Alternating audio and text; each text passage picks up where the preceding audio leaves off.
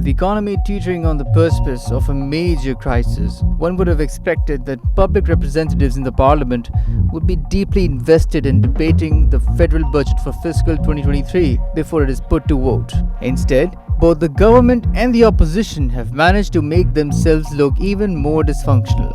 While the ironing out of the budget, traditionally Parliament's job, seems to have been left to negotiations happening behind closed doors with the IMF.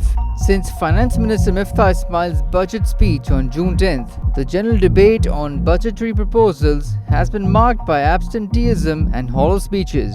In the National Assembly, the first session saw the government-friendly leader of the opposition deliver inane remarks to a nearly empty house. There was only one other speaker that day. The next day, only 4 lawmakers participated.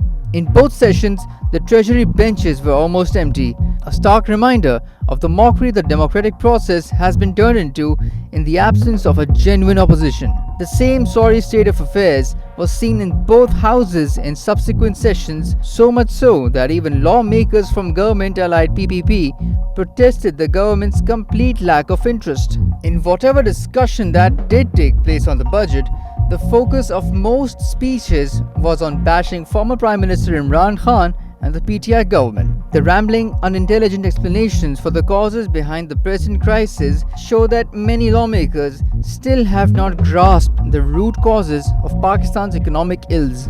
We can therefore expect them to repeat their past mistakes in the future as well.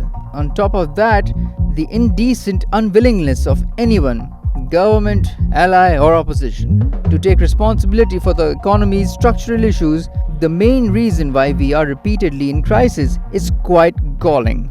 Finally, it must be asked why, instead of making their own recommendations for the budget through the debate, our parliamentarians left final adjustments entirely to the Finance Ministry and the IMF. After years of complaining loudly about IMF influence on government policies, one would have expected them to take more ownership of the process. It is, after all, a key responsibility of Parliament to review budgetary proposals as well as scrutinize government spending in the outgoing year. Having ceded this space, they cannot now complain when the revenue measures agreed to with the IMF cause pain in the future.